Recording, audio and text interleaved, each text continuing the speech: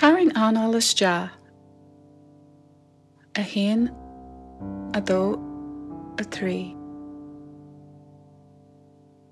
Is scaoil anall amach, a trí, a dó, a haon. Tóir faoi deara go chuireann gach anall ar do thuaimhneasú, agus lig do gá lámh éirí beaganí níos troma. Is féidir go nairíonn tú go bhfuil do chuid madan ag scaoile agus ag éirí níos boga, agus go bhfuil de ag éirí níos socair agus níos suamhnaí fiú. Maithí do bhalag ag líana leis an air, agus tú ag déanamh do thuaimhneas le gach anall domhan a tharraingh tú.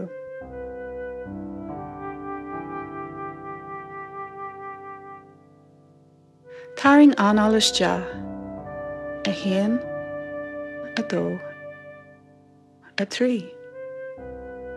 Is scaoil anall amach, a trí, a dó, a haon.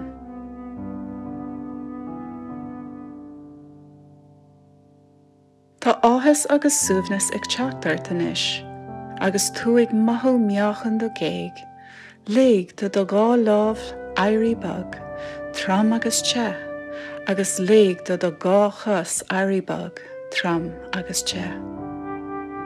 Is beag nar chránthú, agus do phréamhacha is just a chré, agus do géige thuas a spéir leis na réalta. Géige a bhfuil do chara ar féidir leis eitilt in an phríosamh a fáilearbh.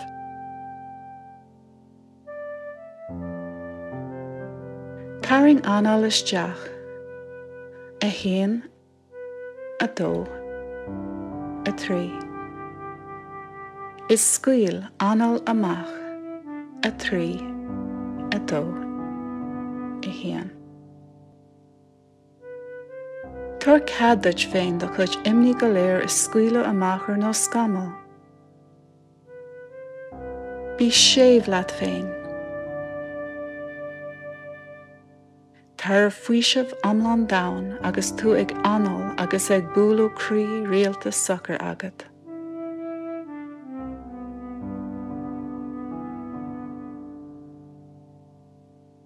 Tairn anall isteach,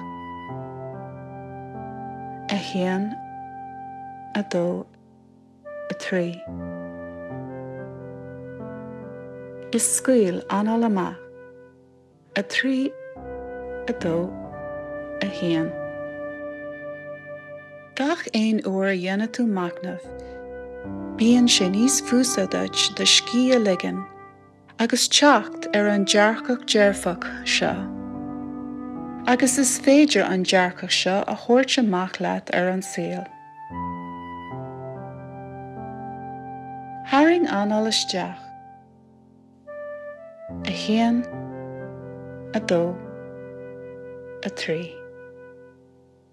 Is scaoil anall amach, a trí, a dó, a haon. Ceart go leor, tá muid beag nach críochnaí anois, ach ar dús caithemuid sláánna ágáil ar gara leis an scíthán. Agus conaí cuimhne go bhfuil an cara sin go mór leat is a bhfuil de hamhlaíocht féin. Agus mar sin, bhíodh sé leat i gcónaí, agus é ré i gcónaí chun cabhrú leat maithú níos fearr.